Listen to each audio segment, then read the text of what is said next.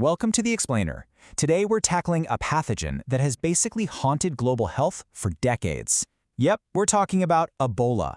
Now, when you hear that name, your mind probably jumps straight to those terrifying headlines, right? Or maybe some dramatic Hollywood contagion movie.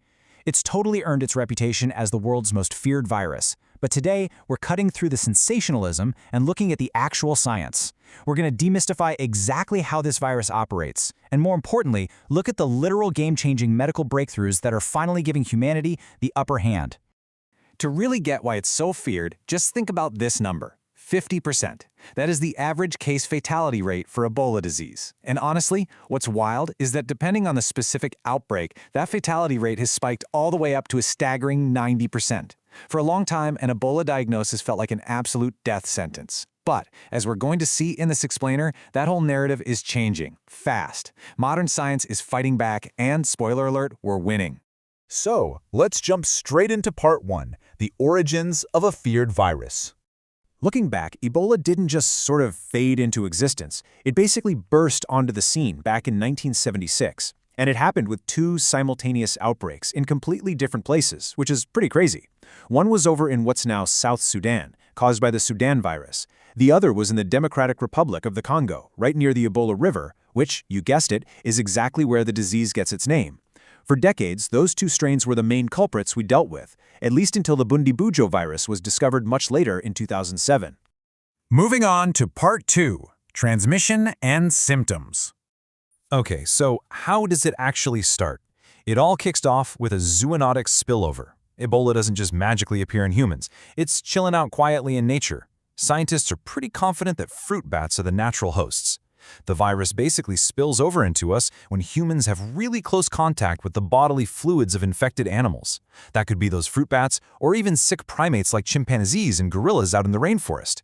The second it makes that jump to a human, well, the clock starts ticking. Once that initial spillover happens, things can escalate. But how? Step 1 is that animal contact, sure. But step 2 is the real danger zone for an epidemic, human-to-human spread. Now here is a massively important point. Ebola is not an airborne threat. You're not going to catch it just by breathing the same air as someone who's sick. No way. It requires direct physical contact with the infectious bodily fluids of a patient, usually getting in through broken skin or mucous membranes. And step 3 shows it can also spread through contaminated stuff, like soiled bedding. It's a brutal virus because it literally exploits close human interaction and caregiving. Which brings us to this incredibly critical window, 2 to 21 days. This is the incubation period, meaning the time from when someone is infected to when they actually start feeling sick. And honestly, this is a massive double-edged sword. On one hand, people cannot transmit the virus before they have symptoms. If you aren't sick, you aren't contagious, period. But on the flip side, someone could be exposed, hop on a plane, and travel across the globe for up to 3 weeks before even realizing they've got it. That silent window is a total logistical nightmare for tracking an outbreak. So when someone finally does get sick, what does it actually look like? Let's bust a major Hollywood myth right now. Movies always show Ebola as this immediate dramatic internal bleeding from the very first second. But the clinical reality? Totally different. It usually starts super suddenly, but it looks exactly like a ton of other common bugs. We're talking fever, intense fatigue, muscle pain, maybe a bad headache. Then comes the severe vomiting and diarrhea. And the bleeding? It's actually way less frequent than people think, and if it happens at all, it's much later on.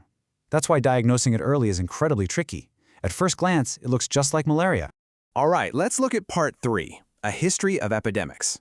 For decades after it was first found in '76, outbreaks were usually kept to these remote, rural villages, rarely hitting more than a few hundred cases.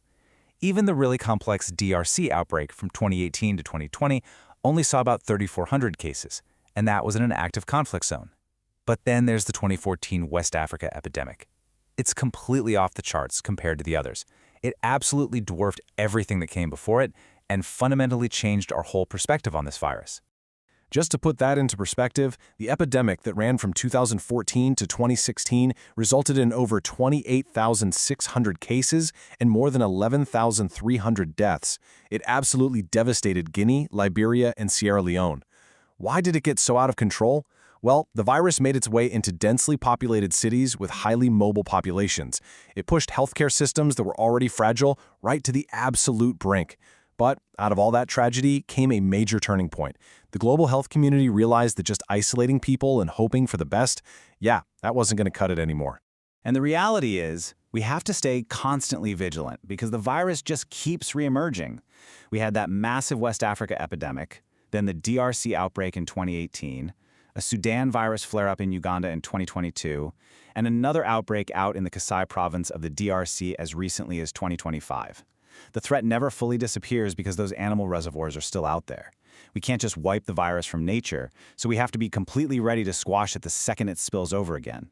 Which perfectly sets up part 4, the medical counterattack. Now, for the longest time, the absolute only tool we had was optimized supportive care. And hey, make no mistake, this is still incredibly crucial today. Getting early, intensive care drastically bumps up a patient's chances of making it. Because the virus causes such severe fluid loss, early rehydration is quite literally a lifesaver. On top of that, doctors focus on managing pain and treating any co-infections. Think about it. If someone has Ebola and malaria at the same time, their immune system is fighting a brutal two-front war. Good supportive care is the absolute foundation of recovery. But here is the amazing part. Supportive care isn't our only weapon anymore. On the prevention side, we've got vaccines now. Ervebo is highly effective, specifically approved for the Zaire Ebola virus, and we're actively deploying it to protect frontline workers and communities. And for treatments, we have legit revolutionary therapeutics. Monoclonal antibodies like MAB114 and Regi-NEB3 are literally neutralizing the virus inside the human body. In just a handful of years, we went from basically having 0 specific treatments to wielding both a protective shield and a highly targeted sword. It's absolutely amazing. Let's wrap things up with part 5, controlling the next outbreak. So armed with these incredible new tools, how do we actually handle a brand new flare-up? It's basically a 4-step, rapid response package to totally box the virus in. Step 1 is immediate clinical care and isolation. Step 2 is intense disease surveillance and contact tracing, meaning every single person who interacted with a patient gets monitored for 21 days.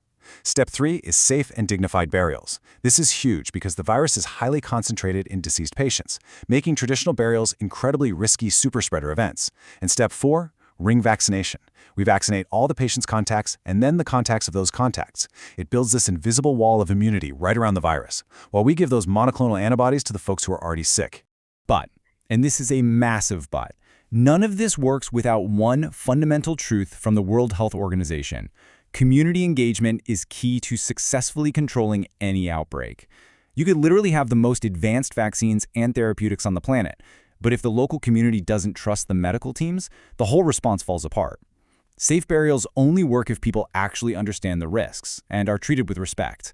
At the end of the day, all our shiny medical tools are completely powerless without an informed, trusting, and deeply involved community. Which brings us to our final thought. We've taken a pathogen that used to have up to a 90% mortality rate, literally the stuff of nightmares, and we've built the tools to actually contain and treat it. So the question I want to leave you with today is this. With the incredibly rapid development of these vaccines and therapeutics, what does our hard-won triumph over Ebola teach us about fighting the inevitable next global pandemic? I mean, if human ingenuity can corner the world's most feared virus, what else are we capable of when the global scientific community and local populations truly unite? Definitely something to chew on. Thanks so much for joining us for this explainer.